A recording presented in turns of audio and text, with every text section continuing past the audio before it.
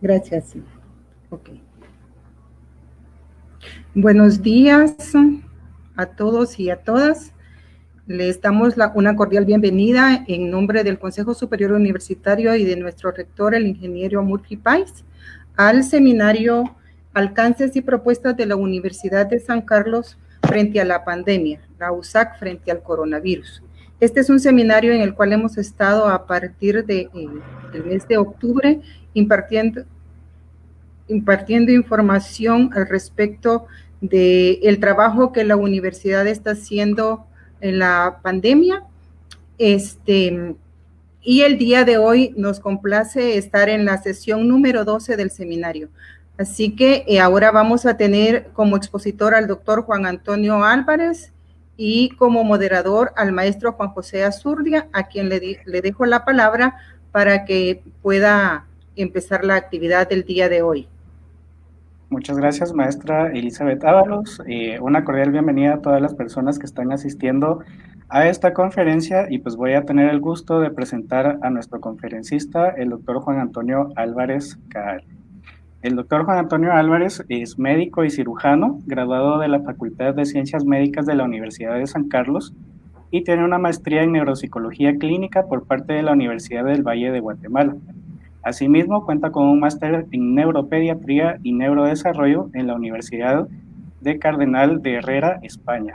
También tiene una licenciatura en psicología por parte de la Escuela de Ciencias Psicológicas de la Universidad de San Carlos, un posgrado en Ciencias del Comportamiento e Investigación Humana por la Facultad de Salud de la Universidad Galileo de Guatemala, una especialidad en Psicología Forense por la Escuela de Ciencias Psicológicas de la Universidad de San Carlos de Guatemala y también un diplomado en criminalística y criminología en medicina forense. También es especialista en neurología y neurociencia por parte del Instituto Mexicano de Neurociencias y es médico asesor de la clínica Neurosalud y Escuela Online de Neurociencias. Actualmente, el doctor Juan Antonio es médico especialista en la clínica de neurodesarrollo del Instituto de Servicios e Investigación Psicopedagógica y CIPS de la Escuela de Ciencias Psicológicas y también es catedrático del área de neurociencias en la misma institución. Está a cargo de la cátedra de neurofisiología de la conducta, neuropsicología a nivel de pregrado y también es catedrático de la maestría con la cátedra Psicología de la Persona Violenta del Departamento de Estudios de Posgrado de la Escuela de Ciencias Psicológicas. Como les mencioné, es consultor y asesor privado, médico asesor de la clínica Neurosalud y Escuela Online de Neurociencias. Así que sea bienvenido, doctor Juan Antonio, y pues le cedo la palabra. Muchas gracias, José. Muchas gracias, licenciada Elizabeth Ábalos, por esta invitación tan especial. Creo que vamos a proceder de una vez aquí a la presentación de nuestro tema. Y antes que nada, pues agradecer a todos los participantes de esta conferencia. No sé si se me escucha muy bien para que tengamos todo bien establecido. Bueno, el tema que se me ha encomendado se llama, pues, reforzando el retorno. Sin embargo, desde una perspectiva de la conducta, sobre todo desde la conducta afectiva, es importante resaltar qué va a pasar ahora que regresemos. Y cuando yo digo que regresemos, no es porque tengamos ya establecido esa política de retorno como se tenía previsto anteriormente. Pero la pregunta importante del día de hoy es, ¿cómo va a ser la USAC ahora post-COVID? Y para eso yo necesito que pudiéramos tener una especie como de reflexión sobre este tema, basados en que es una situación para nosotros y cada uno de ustedes nueva. Sí, esto es una situación que nadie lo había previsto, es una situación que nadie lo había analizado y probablemente es algo que nos llena de expectativas, temores, ansiedades y angustias. Entonces, la idea del tema de hoy es tratar la manera de hacer un planteamiento de un acompañamiento psicológico para este regreso laboral y obviamente para el regreso académico. Al analizar este tema, básicamente uno se encuentra con una serie de situaciones desde lo mínimo a lo máximo y el compromiso de las autoridades debe ser hacia ese punto, desde ver los aspectos generales y específicos de lo que incluye un retorno a una actividad, ya sea laboral, académica o de servicios. Sin embargo, el aspecto psicológico que esto nos ha dejado es importante resaltarlo. Conforme vayamos caminando en esta conferencia, vamos a ir entendiendo por qué es importante el aspecto psicológico frente a esta situación. Es decir, coronavirus a nosotros nos vino a desnudar nuestros aspectos que a todos conocemos de salud, pero también nos vino a desnudar nuestra vulnerabilidad psicológica frente a eventos catastróficos como estos. Y de alguna manera, pues con un efecto bastante prolongado, del cual probablemente nadie ha hablado o probablemente se ha tratado poco, de cómo ese efecto psicológico pues va a generar o está generando problemas, no solo en el desempeño personal, individual, sino también en el desempeño laboral y obviamente en el sistema académico. Bueno, entonces, esta es una situación de cómo estamos viviendo el coronavirus actualmente, y esto es tomado del día de ayer. El día de ayer se habían reportado 93 casos nuevos y se habían explicado 16 casos de fallecidos y 406 recuperados. Estos son los registros que nos muestran las estadísticas, tanto nacionales como internacionales, sobre cómo está Guatemala en esta situación. Y ahí vamos más o menos 118,000 personas, o sea, de casos activos que de alguna manera se mantienen. Y cuando lo digo activos, no estoy diciendo que todos estén enfermos, estoy diciendo que son toda la cantidad de personas que han estado afectadas. Entonces, si hacemos una correlación simple, podemos decir, asumiendo una cantidad de una población total, nosotros probablemente no hemos llegado ni al 1 o al 2% de la población total que se ve afectada. Basados en las estadísticas, sin embargo, hay que multiplicar esta situación sobre 10 y podríamos tener muchos más casos que no se han reportado. Por lo tanto, la incidencia que puede tener el contagiarse es bastante amplia. Por eso es que las campañas actuales están basadas en que no hay que bajar la guardia, que hay que mantener la seguridad, que hay que redoblar las medidas. Sin embargo, todos, de alguna manera, directa o indirectamente, hemos tenido alguna información, hemos padecido de alguna condición de estas, o en mi caso, pues me ha tocado ver muchos de estos problemas que no han sido reportados. Por eso yo a estos 118,000 personas les voy a multiplicar por 10 y voy a decir que tenemos una cantidad que puede rebasar casi un 5 o 6% de la población basados en una cantidad poblacional, la de Guatemala, ¿no? Vamos a suponer un 2%. Sin embargo, estas cifras han ido aumentando, algunas se han regulado y a nivel mundial pues han ido trascendiendo a medidas un poquito más duras o medidas de nuevo que han sido tomadas precisamente porque se han desarrollado más esta pandemia. En Guatemala se habla mucho de los picos de primera y los picos de segunda, sin embargo, también se hablan de las oleadas de esto. Entonces, en muchos casos se habla de que vamos a tener que estar preparados para la segunda oleada. Y la segunda oleada viene después de que se hace una apertura de las actividades de un país. Sin embargo, nosotros como institución académica, pues contamos con una gran cantidad de personas que no solo se interaccionan de manera laboral académica en nuestra institución, sino que al mismo tiempo también somos parte de una institución que hace servicios hacia las personas.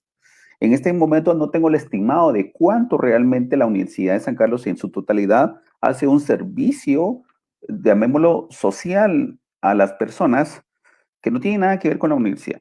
Entiéndase pacientes, entiéndase trabajos sociales, entiéndase trabajos de campo, etcétera, etcétera. Entonces nosotros estamos inmersos en esta situación y obviamente nosotros también somos un grupo que de alguna manera nos convertimos en vulnerables al momento de una apertura. Bueno, todos conocemos y todos sabemos las medidas de prevención. La idea del retorno debería de tener unos objetivos bastante definidos. Sin embargo, se están haciendo esfuerzos para que todos estos procesos se logren. Sin embargo, siempre he considerado yo que debe de ser importante contar también con el aspecto comportamental, cognitivo, ¿sí? Este año hicimos una pequeña investigación de cómo las personas se repuntaron en sus acciones sociales sin tomar en consideración los riesgos que estaban pasando. Y lo hemos visto en otros lugares, pero nos interesa en Guatemala. Y solo con el dato de ver cuántas personas, de alguna manera, durante la pandemia fueron capturadas, nos daba un indicativo.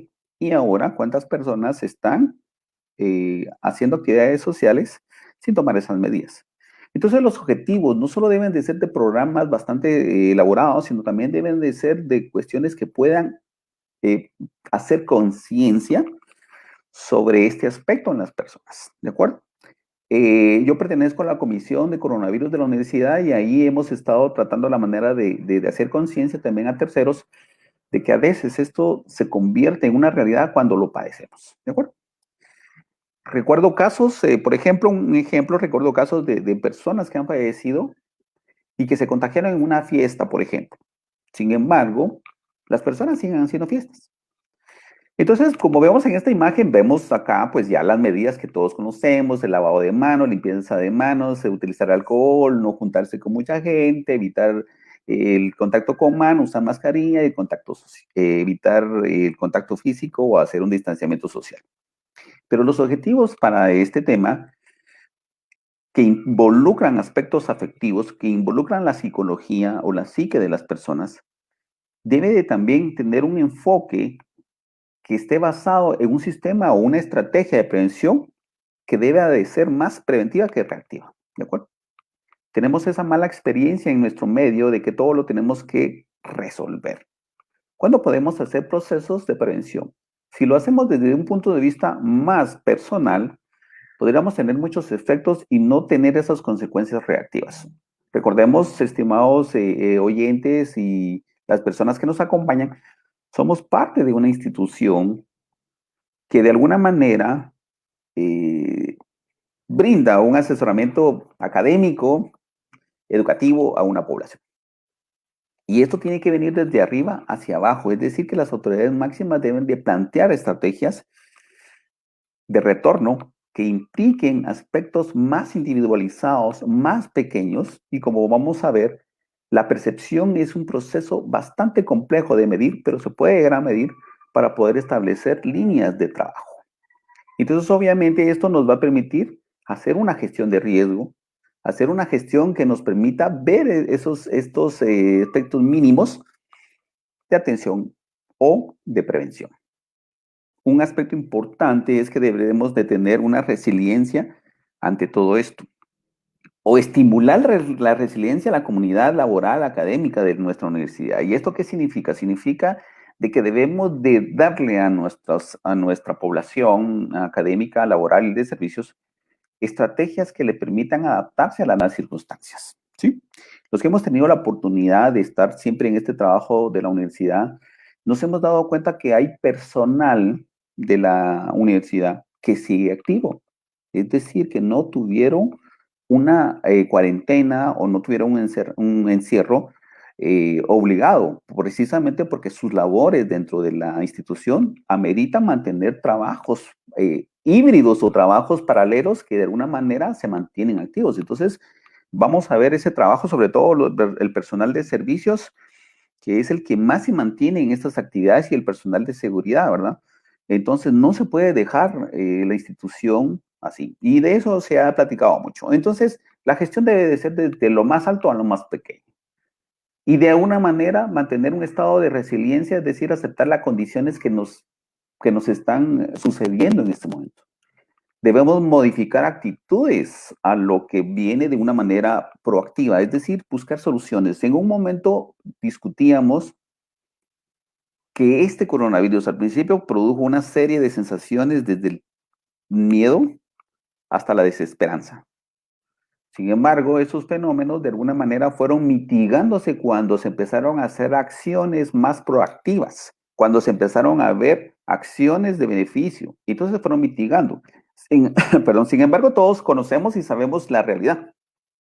Y cada uno de nosotros tenemos una percepción de cómo ha sido esa proactividad que nos han brindado o esa proactividad que nosotros hemos tenido. Y de hecho, a esto lo he llamado yo como los nuevos valores que hemos ido desarrollando ahora, ¿sí?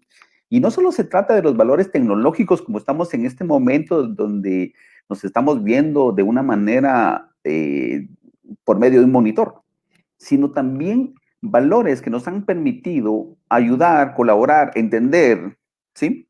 Este fenómeno y que nos permite a nosotros sentir una serie de alivios personales cuando empezamos a hacer algo que de verdad beneficia a otras personas. Y entonces a eso hablamos de modificaciones de actitudes. De alguna manera, esto no es algo se quede, que debe ser escrito como lo total. Todo tiene que modificarse. Estamos en experiencias nuevas, ¿de acuerdo? Yo le digo a las personas en común les digo, nosotros aprendimos cosas que no sabíamos, pero que ya existían de la tecnología. Sin embargo, hoy estamos haciendo cosas que no sabemos y no conocemos.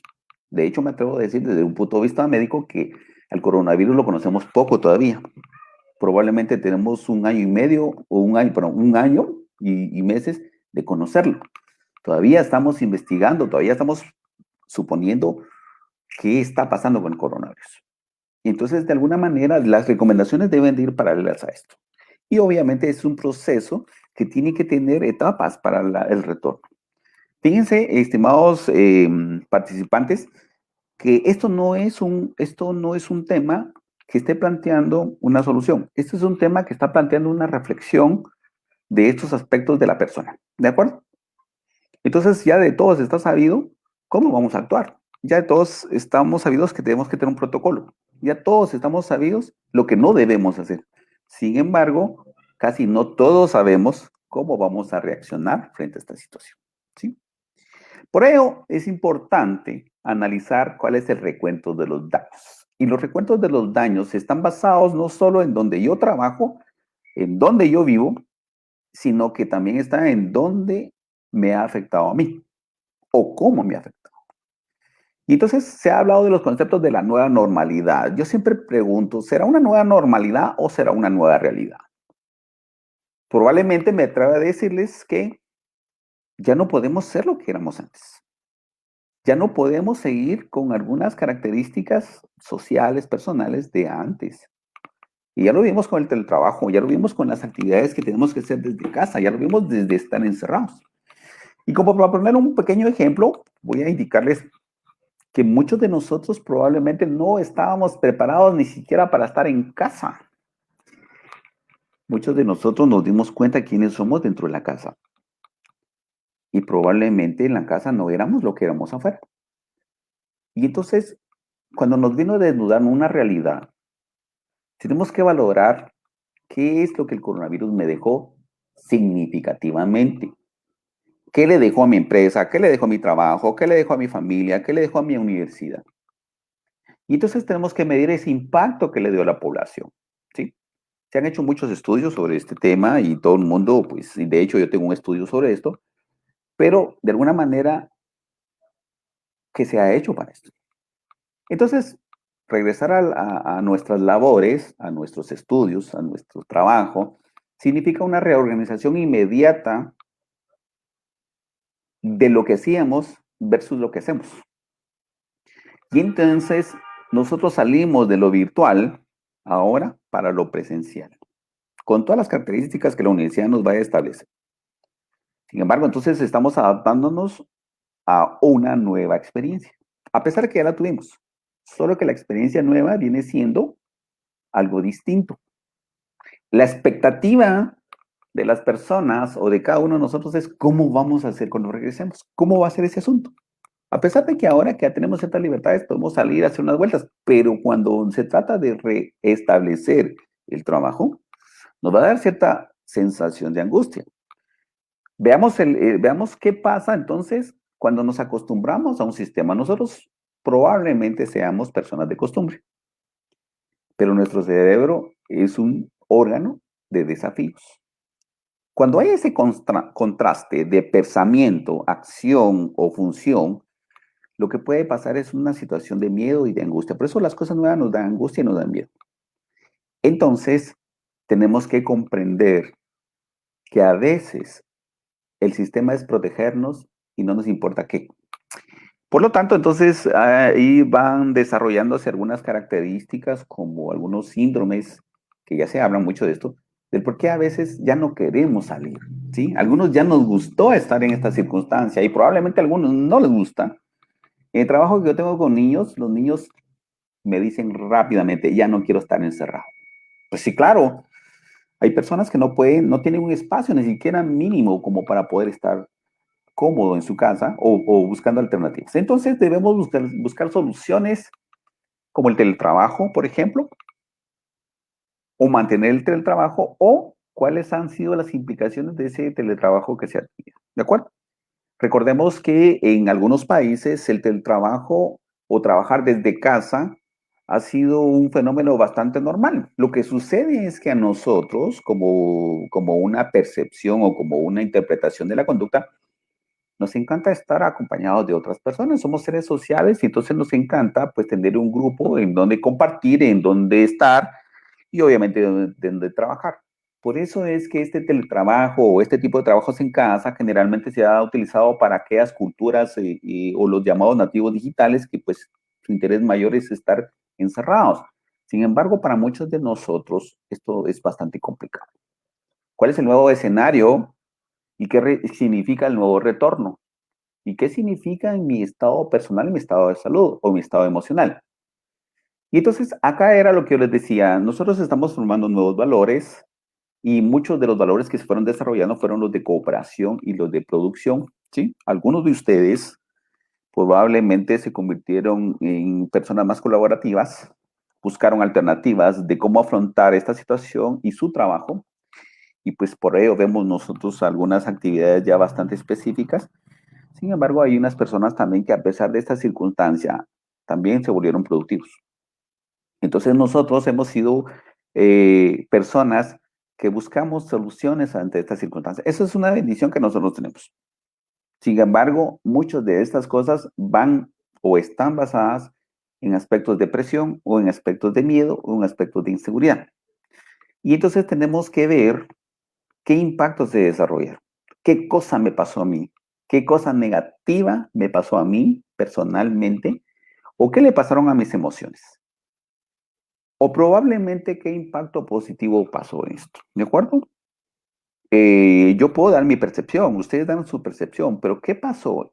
Pero esto, por favor, estimados participantes, no tiene nada que ver con que le pongamos algo negativo a nuestra vida. Puede ser que el coronavirus nos trajo cosas maravillosas, o puede ser que nos vaya a traer negativos. Voy a mencionar algo interesante. A veces suele suceder que ante la crisis viene la necesidad y tras la necesidad, pues aquí han venido muchos niños. Las consecuencias psicológicas que la pandemia ha producido en el comportamiento de las personas, como la ansiedad, el miedo y la inseguridad o la incertidumbre en un futuro, es un efecto que ha hecho mucho golpe a los sectores productivos, a los sectores laborales y obviamente pues a los sectores académicos o educativos, ¿sí? La circunstancia de nuestros niños escolares es no saber qué va a pasar, ¿sí? Probablemente en el desarrollo del niño no comprenda que esto es un proceso en el cual va a regresar, pero los niños han sido muy afectados en este sentido. Nosotros en la universidad también. Es decir, nos ha hecho mucho daño el impacto del coronavirus. Entonces, quiero mostrarles que algunos estudios han demostrado, perdón la redundancia, que tenemos un estrés agudo frente al coronavirus.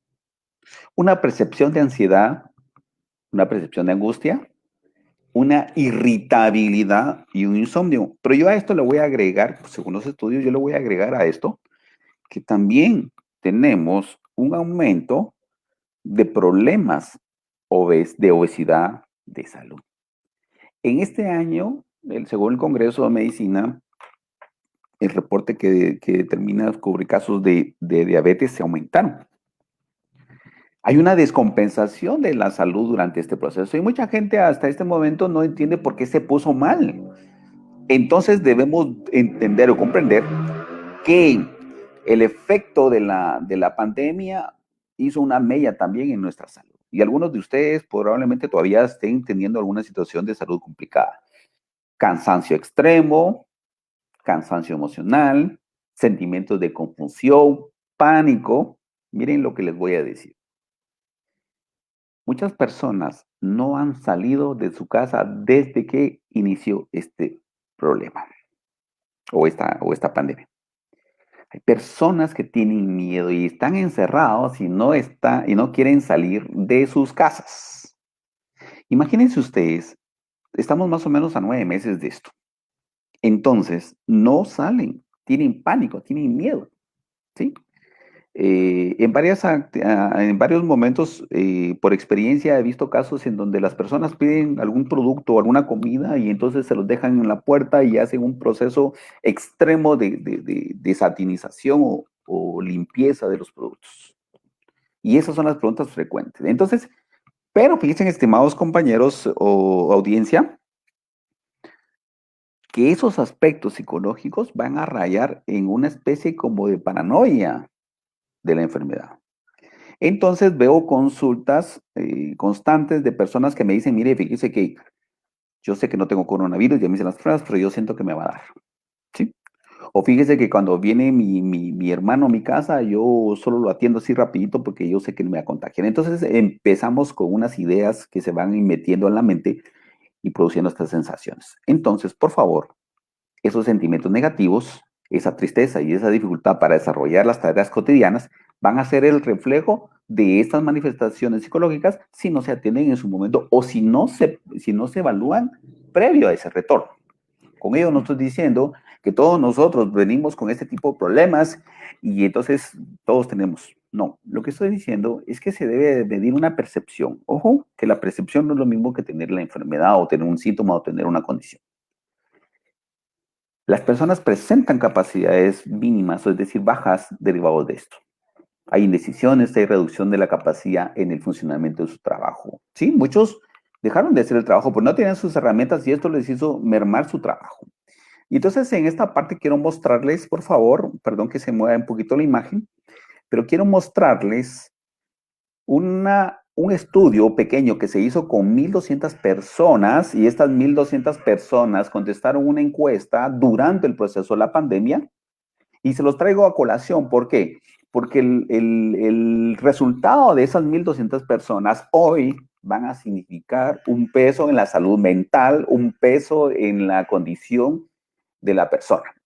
¿Qué significa entonces? Si en aquel momento empezamos a detectar que teníamos una alta incidencia en ansiedad, perdón, se me mueve mucho esto, tenemos la ansiedad y tenemos más o menos el 28% de personas que estaban con sensaciones, percepciones de ansiedad. Y entonces, ¿esto qué significa en la actualidad? Que pudieron aumentarse los casos o probablemente lo que pasó fue que hoy tenemos personas con condiciones que no lo han resuelto. ¿Por qué? Porque una cosa es que yo lo perciba y otra cosa es que yo lo trate. ¿De acuerdo? Entonces, en estas gráficas lo que se medía eran los aspectos conductuales, los aspectos afectivos, los aspectos cognitivos y los aspectos sociales. Para darles un resumen, se presenta mayor incidencia de percepción de ansiedad, se presenta mayor desconfianza social, se presenta alteraciones en la concentración y obviamente se aumentan las sensaciones de miedo y de respuesta agresiva. Entonces, si esto está pasando de alguna manera, o esto pasó porque esta encuesta se hizo más o menos en julio, el efecto que vamos a ver ahorita es un efecto postraumático, del cual se debe ir trabajando en cada uno de estas poblaciones. Bueno, ¿cuál es la meta que debemos hacer o lograr? Pues obviamente, regresar al trabajo o la universidad implica una meta de análisis complejo desde los aspectos propiamente estructurales y a los aspectos individuales, ¿sí? Entonces, tenemos que recuperar la actividad que nos dejó o que dejamos. Esta actividad me va a generar a mí una sensación de qué está pasando o qué va a pasar en el futuro. Cómo voy a actuar yo en mi trabajo o dónde voy a estar. Yo, de hecho, en el servicio que trabajamos en la clínica, perdón, en la universidad, en la Escuela de Psicología, tenemos una clínica que se los juro, yo estoy piensa y piensa, piensa y piensa, ¿cómo está esa clínica? Y me lo refiero en el sentido de cómo voy a hacer ahora para trabajar con niños y atender a la gente. Me pongo con esa incertidumbre, ese futuro incierto, y de ahí vienen esas necesidades específicas de readecuar estructuralmente para que evitemos ese tipo de cosas. Por eso es que los servicios médicos, los servicios ontológicos o los servicios psicológicos, de alguna manera, atienden a personas que de alguna forma, pues son parte de la población externa, pero que de alguna manera podrían considerarse también como unos factores de riesgo. Entonces, ¿cómo estaremos ahorita? ¿Cómo será mi puesto de nuevo? ¿Cómo estarán mis cosas? ¿De acuerdo? Y obviamente me voy a preguntar cómo me voy a proteger. De hecho, hemos hecho un protocolo de cómo vamos a empezar a trabajar en la Escuela de Psicología, qué cosas y qué recursos necesitamos para trabajar efectivamente en esta área. Y entonces la Escuela de Psicología, como tiene mayor cobertura con población, tenemos estudiantes que van a las prácticas, tenemos estudiantes que atienden personas vulnerables, tenemos estudiantes que van a los hospitales. ¿Cuáles van a ser esas medidas de bioseguridad que me van a proteger? ¿Sí? Entonces la meta debe de ser buscar nuevos espacios, buscar nuevas formas de socialización, buscar nuevas formas de trabajo o buscar nuevas formas que me permitan desempeñarse adecuadamente sin afectarme. Probablemente en la percepción actual, probablemente, ya no se tenga ese gran temor por esta enfermedad. Anunciaron la vacuna y entonces reduce también una circunstancia. Sin embargo, por la experiencia que yo he visto, pues sí, tengo mucha preocupación de que esto se nos vaya de la mano en el sentido de los cuidados de salud. Siempre he hecho esta crítica y yo digo, el problema no es enfermarse, el problema es quién lo atiende o cómo lo atiende o qué condiciones tengo yo que favorezcan la presencia del coronavirus o qué condiciones me tiene un sistema de salud. Como la plática de hoy significa que tengo yo, muchas veces yo tengo vulnerabilidad, ¿sí? Como persona, de afectarme con esto. Y entonces ahí les cuento que a medida en que nosotros nos desgastemos emocionalmente, las respuestas inmunológicas también se van a ver deprimidas. Por ello, nos volvemos vulnerables con los aspectos emocionales. Entonces se ha demostrado que una persona triste, aislada, solitaria, que no tiene contacto, su sistema inmunológico responde de manera negativa y por lo tanto permite la entrada de algunos virus. Pero si nosotros doblamos esto, es decir, cambiamos estas actitudes, nos volvemos más proactivos, más alegres, más felices, probablemente no vaya a ser que nos volvamos inmunes, pero sí podemos tener una buena resistencia ante esto. Y a esto yo le llamo la resignificación de las emociones. Si mis emociones están bajas, voy a ser vulnerable. Si mis emociones están resignificadas, voy a estar mejor. Una emoción resignificada es volver a pensar de una manera más positiva lo que me está pasando. Entonces hay expectativas emocionales, porque yo ya viví, por ejemplo, yo ya viví una experiencia, o probablemente yo ya sufrí la enfermedad, o probablemente se murió alguien muy querido de mí. Por darles una idea, por decirlo así, en mi cuadra se murieron 3 personas de coronavirus. Entonces, personas muy queridas y muy conocidas. Por lo tanto, si nosotros tenemos esto, vamos a entender y comprender que esa experiencia emocional me va a mí a cambiar y mi respuesta va a ser ya sea de afrontamiento, ya sea de resiliencia o ya sea de temor. Entonces, si todo esto que estoy hablando me debe de generar a mí una respuesta y probablemente una respuesta de motivación bastante baja o una motivación perceptiva. ¿Qué quiero referirme con una motivación perceptiva? Que mi motivación va a depender de cómo se mueve el entorno, de cómo se establecen las cosas o cómo de alguna manera se cambian estos. Entonces tenemos posibles escenarios conductuales de retorno, ¿sí? ¿Cuál sería un posible escenario conductual de retorno? Esto me estoy refiriendo ¿Qué tengo que hacer yo como persona, como conducta para retornar? Pues primero que nada tengo que establecer mi grado de estrés emocional previo al retorno. ¿Qué me provoca el retorno y qué he aprendido de esto? Segundo, tengo que establecer, por ejemplo, cómo está mi bienestar personal. ¿Estoy bien? ¿Estoy contento? ¿Cuál es el objetivo que se establece en una estrategia? Es decir, ¿cómo puedo establecer que yo voy a tener un bienestar personal en mi trabajo? Y pareciera ser como que nosotros estamos pidiéndole a nuestras instituciones o a nuestra universidad que nos proteja de esto, cuando la obligación también es parte de nosotros protegernos. Sin embargo, como se trata de hacer un trabajo, tenemos que entender que deben de haber estrategias que vayan dirigidas hacia un bienestar personal, porque de ello depende el funcionamiento de una institución. ¿Cómo va a ser ese retorno? Debe de ser un retorno saludable. Debe de haber una valoración previa de una percepción y cuáles son esas condiciones ambientales en las cuales yo voy a estar de nuevo. Entonces, este retorno saludable debería de ser un filtro de saber cómo venimos y cómo vamos a estar. Si nosotros hacemos el filtro de que venimos mal, es obvio que vamos a estar mal. ¿De acuerdo? Por lo tanto, si nosotros detectamos que venimos mal, debemos de hacer alguna situación en ese previo para que el estar en el trabajo no signifique algo negativo. Y por eso tenemos que medir el impacto negativo. ¿Cuáles son las respuestas que me permitirán adaptarme o no a las circunstancias? ¿De acuerdo? Supónganse que yo haya sido una persona que ha tenido un impacto negativo dentro de esto, es probable que yo no quiera ni juntarme con nadie. Es probable que yo no quiera acercarme a nadie. Y si ustedes han tomado la molestia, estimada audiencia, muchas veces nosotros vamos a un comercial por cualquier razón y los anuncios dice distanciamiento social. Ustedes ven las gradas eléctricas y están detrás de usted. Y si usted se quita, empiezan esas condiciones de percepción negativa. Entonces, ojo con esto, porque de alguna manera el impacto negativo debe de medirse. Entonces tenemos que cuidar nuestra salud mental. Debemos privilegiar la vida y la salud.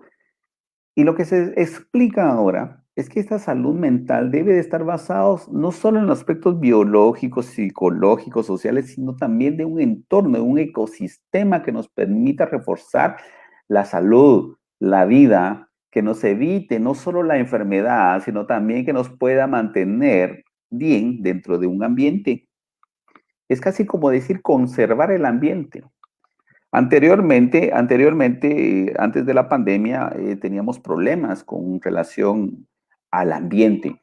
Cuidábamos los ríos, cuidábamos esto, vimos una evolución interesante del ambiente. Y este sistema o este ecosistema debe también integrarse a nuestro sistema personal. Somos parte de ello. Entonces tenemos que tener un ecosistema y que eso incluye las empresas, eso incluye las instituciones, eso incluye los lugares que nos brinden a nosotros estabilidad biopsicosocial. Entonces, no solo se trata de un aspecto del cuidado de la salud mental, sino también se trata de algo que podemos hacer nosotros en nuestros entornos, en nuestros ambientes, en nuestras condiciones de salud o en nuestras condiciones de trabajo o en nuestras condiciones laborales. Para ello, entonces, ¿qué tenemos que hacer antes de retornar? Pues debemos hacer varias acciones. Uno, como ya lo hemos explicado, evaluar el estado de la pandemia. ¿Cómo está el estado de la pandemia? ¿Cómo están realmente los casos en Guatemala? Basados en eso tenemos que tomar decisiones.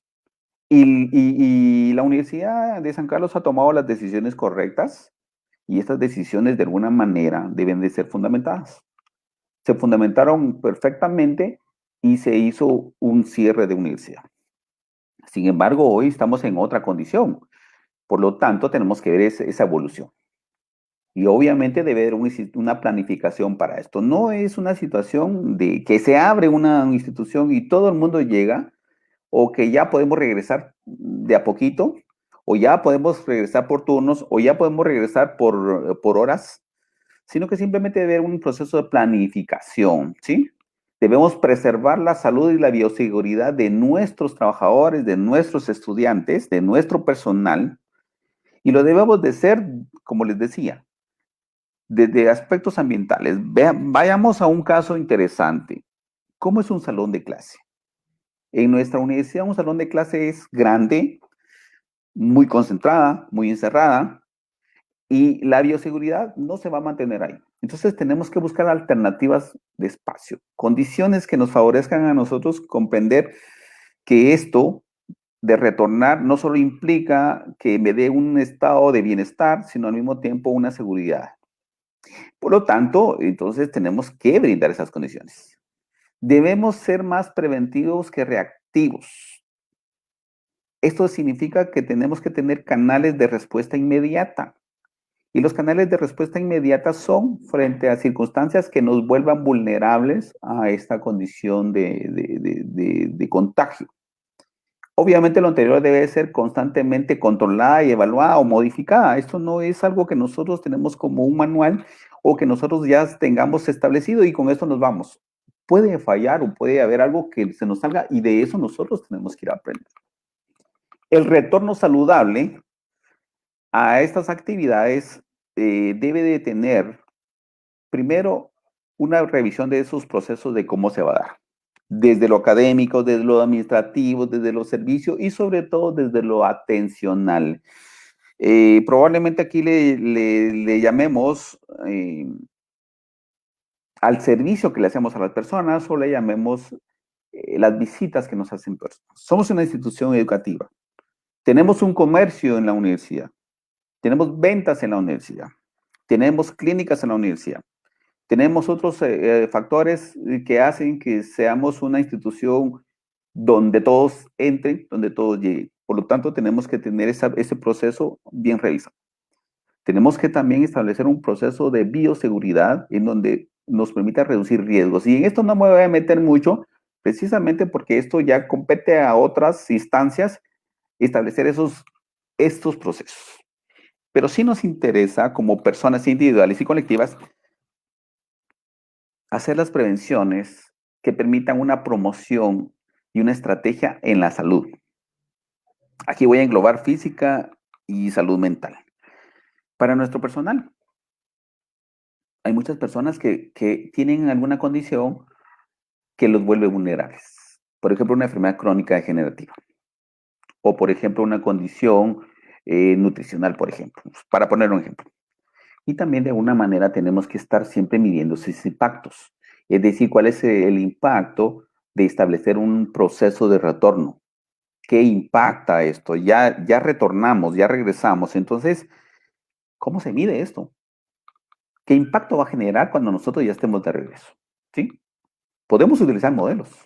Hemos visto empresas, hemos visto instituciones que han hecho los procesos de retorno y han tenido sus efectos o sus impactos, del cual podemos tomar modelos.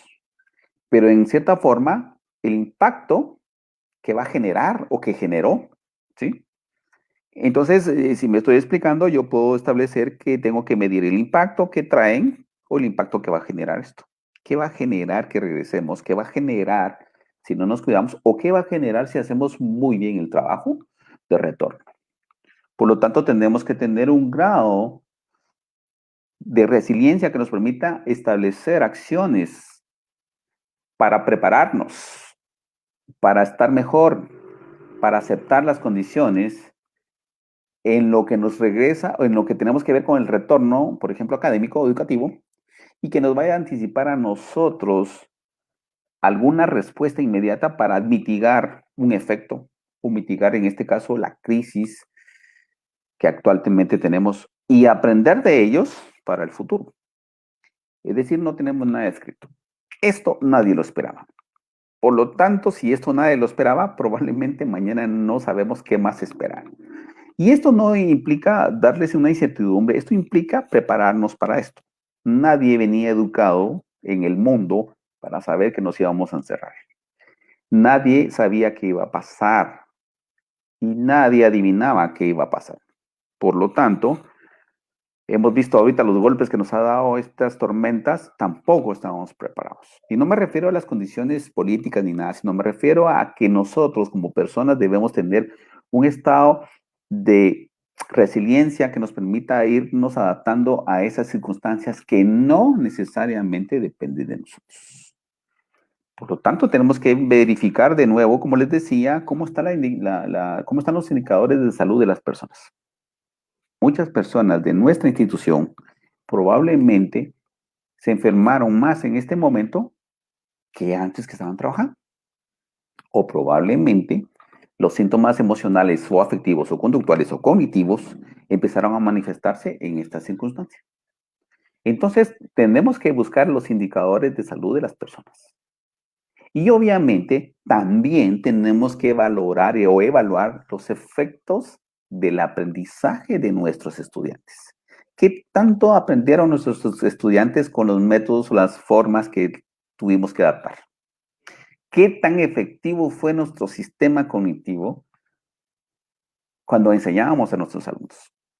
Ese impacto de aprendizaje también va a ser una carga, porque va a haber frustración, va a haber enojo, malestar, etcétera, etcétera.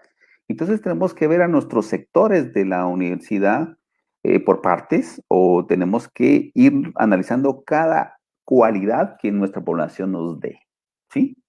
Por lo tanto, con una sola pregunta podríamos ver cómo fue el teletrabajo, en este caso, en el caso mío, cómo fue nuestra telemedicina, o cómo fue nuestro trabajo semipresencial, o cómo fue el trabajo virtual.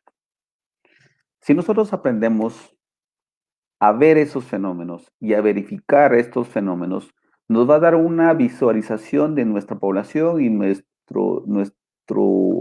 deficiencias y nuestras cualidades.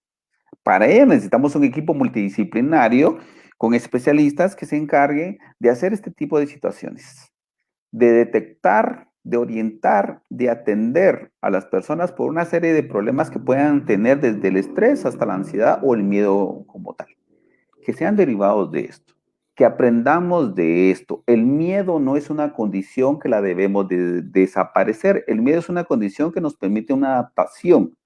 El problema es que cuando ese miedo se transforma en una desadaptación, nos empieza a producir síntomas de ansiedad, síntomas de angustia. Es porque no nos hemos adaptado. Y esta adaptación no es un fenómeno solo de situar a una persona. Esta adaptación es entender el entorno, lo que les decía hace un momento, un ecosistema o una persona dentro de un entorno ecobiopsicosocial.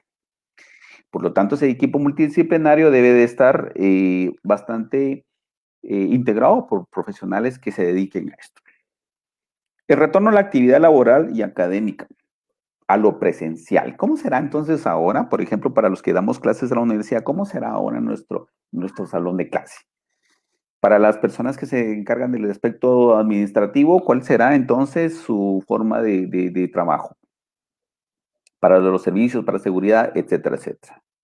Pero para eso nosotros tenemos que ver qué tanto estoy de ánimo o cuál es mi estado de ánimo al retornarme, cuál es mi percepción de retorno. Y obviamente, pues si anteriormente decía que estos son unos fenómenos que se pueden medir, pues deberemos de hacer un diagnóstico emocional inicial previo al retorno, ¿sí?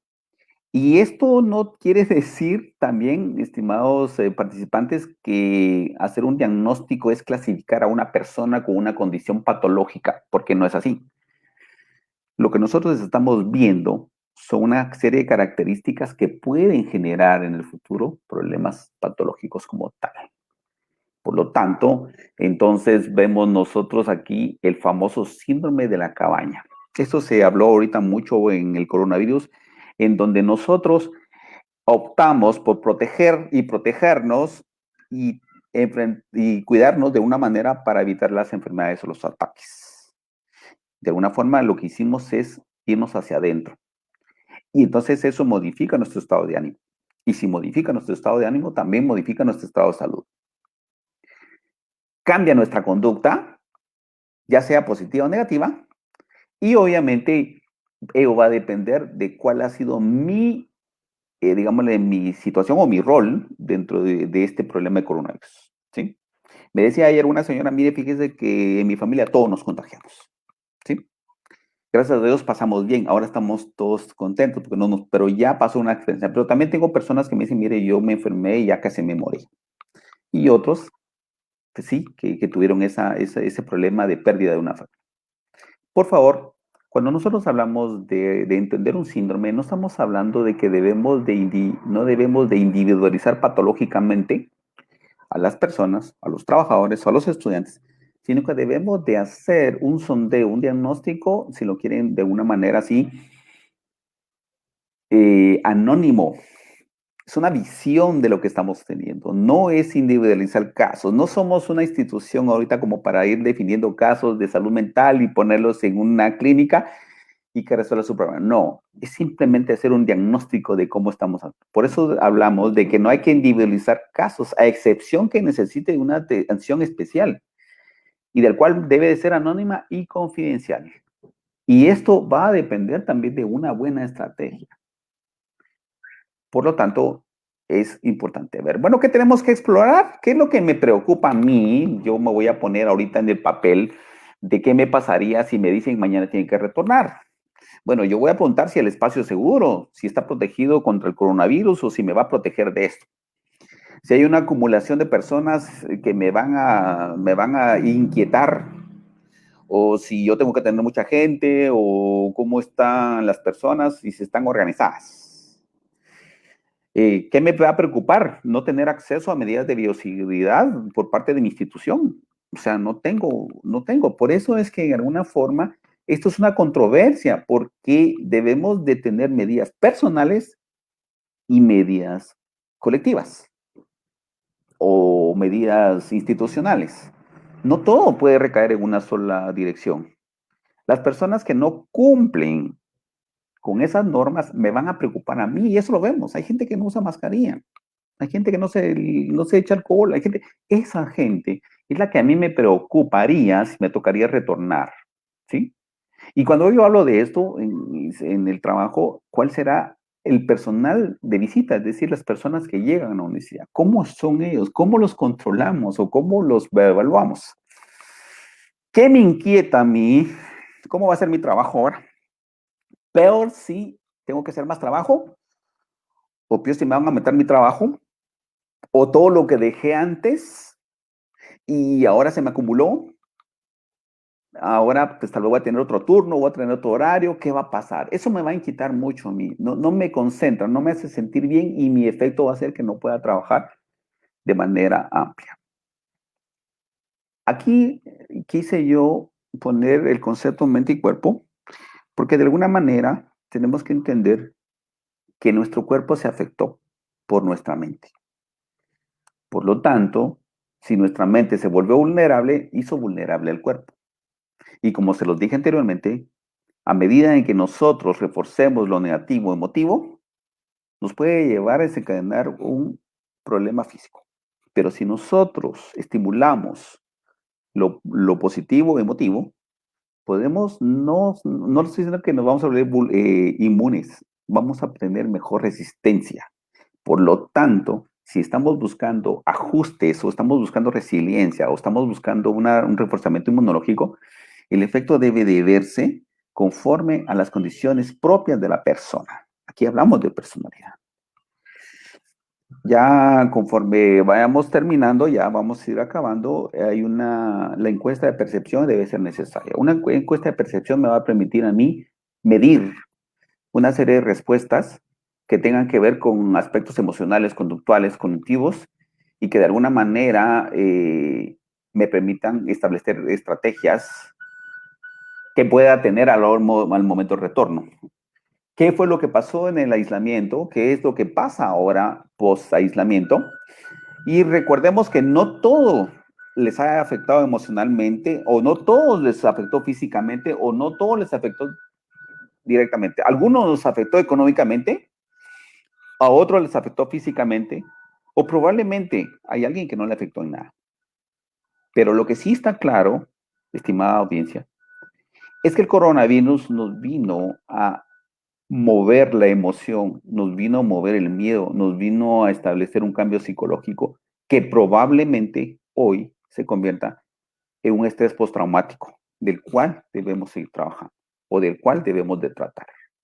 Y no necesariamente significa que ese estrés postraumático se convierta en una patología. El tiempo lo dice, pero eso sí, no todo lo que me pasó en el confinamiento significa que yo esté enfermo. Por eso hablaba de percepción, es decir, yo percibo sentirme mal, pero es probable que no tenga nada más que un desajuste emocional. Y entonces, entrémosle a la vida emocional de las personas. ¿Qué cambió de mí? ¿Qué empeoró de mí? ¿O qué me benefició? ¿Sí? ¿Qué desarrolló en mí? ¿Qué valores tuve? ¿Qué hice en este momento? Y como yo le digo a mis pacientes, ¿qué está haciendo ahora o qué va a hacer ahora? Un caso en particular, una persona que pierde a 4 familiares muy cercanos, su esposo, su mamá, un hijo y creo que un tío. 4 familiares cercanos que murieron, ¿sí? Y murieron, vivían con ella y murieron por coronavirus. Yo le decía a ella, bueno, entonces ahora, ¿qué aprendió de esto? ¿Qué va a desarrollar de esto? Si ella se vuelve vulnerable, se pone, digamos, se mete en el mundo emocional negativo, es probable que la señora pase todo el resto o un buen parte de su vida sufriendo por algo que no dependió de ella. O toma la decisión de ir mejorando y ampliando, protegiéndose y buscando una dirección positiva de su vida. Por lo tanto, yo les diría que si entramos a la vida emocional de uno de nosotros o cada uno de nosotros, no implica necesariamente centrarnos en el coronavirus. Significa que tenemos que valorar nuestras emociones para ver también qué nos ha dejado, qué hemos aprendido y qué hemos desarrollado. Si usted aprende a desarrollar nuevos valores basados en la circunstancia negativa, probablemente lo convierta en mejor persona. Y por eso la pregunta es, ¿qué tenemos que hacer? Yo diría que nos toca el momento de resetear nuestra vida. Y resetear nuestra vida significa darle una vuelta para modificar, cambiar y transformar. Aclaro, estimada audiencia, esto no fue un tema de motivación. Esto es un tema de reflexión. Y si usted lo aplica para esta circunstancia de la pandemia, debe también de aplicarlo en una circunstancia diferente de esto. Por lo tanto, si empezamos a cambiar nuestra vida y ajustar nuestra vida a algo más adaptado, algo mejor, nos va a convertir en muchas mejor personas. Un placer haber estado con ustedes. Les agradezco mucho. Estoy para servirles. Y pues aquí estoy con el tiempo establecido. No sé si alguna duda, algún comentario, con todo gusto estaré para servirles. Muchas gracias.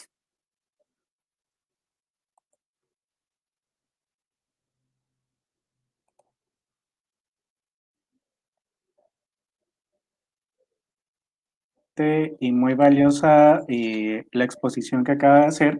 El doctor pues nos inició con una reflexión acerca de cómo toda esta situación del virus pues es una situación nueva para todos como individuos y nueva también para la humanidad. Nos invita a reflexionar acerca de hacer este recuento de los daños o un inventario de cómo el COVID, la pandemia y todas sus secuelas pues nos han afectado tanto a nivel familiar, en las relaciones que tenemos con las personas con quienes vivimos, también en nuestra situación académica, en el trabajo, también si tenemos algún síndrome de estrés agudo, si nos sentimos cansados, con confusión, con pánico, con tristeza, etcétera. Y también nos invita a hacer algo bastante importante para preservar nuestra salud mental, que es ver hacia adelante. Es establecer metas, pensar en que vamos a volver a nuestro trabajo, trabajar en la motivación perceptiva. También nos invitó a trabajar como institución en la planificación del retorno a nuestras actividades laborales, a la revisión de los procesos, a enfocarnos en la prevención y también a medir el impacto de este retorno. Nos mencionó también la resiliencia y el trabajo de salud mental también respecto a hacer un diagnóstico emocional de cómo los colaboradores de la Universidad de San Carlos pues se encuentran ahora previo a retornar a la modalidad presencial y nos propone un instrumento bastante útil que es una encuesta de percepción en la cual podemos medir la respuesta emocional signos de estrés postraumáticos, y también hace énfasis en que esta encuesta pues no está dirigida a establecer cuadros psicopatológicos, sino a averiguar la percepción. Así que muchas gracias, doctor. Estamos leyendo acá los comentarios y las preguntas que tiene nuestra audiencia, y pues la mayor parte se enfoca también en las felicitaciones por la capacidad de análisis, porque es un tema relevante y porque muchas de las personas que están asistiendo a esta conferencia pues están viviendo y atravesando por las dificultades que usted mencionó. En este sentido, pues tenemos varios comentarios. Hay algunas personas que nos comentan que están resintiendo la falta de contacto físico. Tenemos personas también que están contagiadas a pesar de estar haciendo trabajo en casa y de que han tomado las medidas, pues se contagiaron. También tenemos aquí una frase bastante interesante que nos comenta una participante que dice que su madre menciona que ya no ha salido de la casa y que seguramente va a salir solo cuando tenga que dirigirse a la tumba. Entonces, en medio de todas estas percepciones, surge la gran interrogante, si pudiéramos profundizar en cuál puede ser esa manera de resignificar las emociones para salir de estos estados en los cuales estamos focalizando pues estos aspectos negativos de la pandemia. Ok, muchas gracias por la observación. Bueno, sí, este asunto bueno, voy a aprovecharme de los comentarios, ¿verdad? Es exactamente lo que yo les decía, sí tenemos esa percepción, lo estamos viendo, lo están escribiendo las personas. Esto no es una forma de suponer que está pasando, está pasando. Y sí llama la atención el comentario de quien dice, bueno, yo no salgo aquí hasta que no sea hacia la tumba, ¿no? Precisamente porque tenemos que valorar el contexto de lo que a esta persona le afecta. Esta es una percepción que ella tiene, ¿sí? Sin embargo, la pregunta se relaciona a cómo puedo resignificar mi emoción. La resignificación emocional significa un proceso de pensamiento un poquito más amplio. Les voy a poner un ejemplo. Cuando usted dice no, debe ser no. Pero muchas veces nosotros decimos no, que de alguna manera terminamos diciendo sí. Ahí vemos una vulnerabilidad emocional. Pero cuando nosotros resignificamos la emoción desde un punto de vista cerebral, significa que empezamos a gastar más glucosa, empezamos a aumentar más el flujo, digámosle, de oxígeno. Y esto significa que la emoción pasa del origen hacia un origen más racional. Por lo tanto, es lo que se ve en los mercados o se ve ahorita en el ambiente. Ahorita es Black Friday, Black Friday, todo esto, ventas. Le manejan la emoción y usted termina comprando un producto. Si usted hace una resignificación de lo que significa gastar un producto, entonces probablemente no lo compra. ¿Sí? Muchas de las tomas de decisiones que tenemos son basadas en la respuesta emocional. Entonces, resignificar, tal vez no lo comprendamos ahorita, pero sí vamos a entender por qué es necesario resignificar. 1, tomo mejor decisión, aumenta mi sistema inmunológico, me mejora mi actitud, tengo buena motivación y soy mejor persona. Solamente con procesar esta información. Si ponemos el ejemplo de la persona que dice que a mí no me sacan aquí para nada, y entramos al proceso de resignificación, que significa ponerle en alternativas, no solo las que ella tiene, porque para ella no hay otra salida. Si le ponemos alternativas, esto lo que haría es que su cerebro o su pensamiento se amplíe en respuestas de adaptación. Recordemos que nuestro cerebro, yo lo decía en el tema, está desafiando siempre, pero nuestro pensamiento nos traiciona. Las condiciones de la persona son muy importantes. ¿Por qué le tiene temor a salir o por qué no quiere salir? Precisamente porque el grado de miedo paraliza. El miedo es paralizante y en términos más psicológicos el miedo es saboteador. Sabotea, lo paraliza a uno y entonces no hay ninguna otra salida. Mejor prefiero quedarme en casa, mejor prefiero, porque lo que hace el miedo es adaptarlo a las circunstancias. Pero lo que está haciendo ahí es simplemente adaptándose de una manera negativa. No lo está haciendo para un afrontamiento. Entonces yo resumo de nuevo que la resignificación emocional es darle un nuevo pensamiento un poquito más amplio a lo que me está pasando. Reflexionar de alguna forma lo que yo estoy tomando como medida emocional. Esa sería mi respuesta. Excelente, muchas gracias. Tenemos acá también otra pregunta. Uno de los asistentes pues pregunta cómo se podría proceder con alguna persona que justifique algún malestar emocional como un síndrome de cabaña de una manera intencionada para no volver al trabajo cuando en realidad no tienen malestar emocional. Sí, esto, por eso quise resaltar un poquito, porque diría alguien por ahí, en todos lados se cuecen habas. Y aclaraba en el tema que esto no era un plan, es una reflexión. Y para lograr entender esto, tenemos que tomar indicadores de percepción y no individualizar los casos. Tenemos que reconocer y entender que la personalidad también juega un papel importante, ¿de acuerdo? ¿Cómo comprobamos, ojo, cómo comprobamos que tenga el síndrome de la cabaña o cómo comprobamos que no lo tenga? De alguna forma, precisamente no estamos en ese lado o el tema no se va en ese lado. El tema se debe de ir en que debemos de tener un acompañamiento. Si es una persona que pues, es un trabajador que debe cumplir su tiempo y sus horas, pues las debe de cumplir. Y si exactamente sucede que tiene un problema de este tipo, pues por eso planteaba yo un equipo multidisciplinario, ¿sí? Para que se ve. Pero la idea central no es que, bueno, yo tengo síndrome de la cabaña, entonces me quedo. Porque aquí no implica el querer o el sentir que mejor me quedo en casa, sino que es empezar a adaptarme a lo que la nueva circunstancia. De hecho, yo diría que el retorno, perdón que lo diga de esta forma, pero el retorno a nuestras labores debe de significar una nueva alternativa de vida. Por eso yo les decía, reseteémonos, o yo les decía, entendamos que esto no es como era antes. Si una persona tiene algún síndrome o se asocia a esto, debe de demostrarse y el equipo multidisciplinario lo debe hacer, pero como la idea no es individualizar casos, solamente debemos de tener una percepción de cómo está la situación. Es casi como de ser como decimos nosotros en la universidad, es como hacer una prueba diagnóstica de cuánto los estudiantes saben de un tema. Y ahí no individualizamos casos, nos da una percepción en general y les abrimos alternativas de si hay una deficiencia y hacemos reforzamientos, pero no individualizamos casos. Porque si nosotros hacemos individualización de casos, mañana del 100%, con todo respeto, un 80 o 40 o 70% tiene problemas. Y no estoy siendo muy cruel con esto.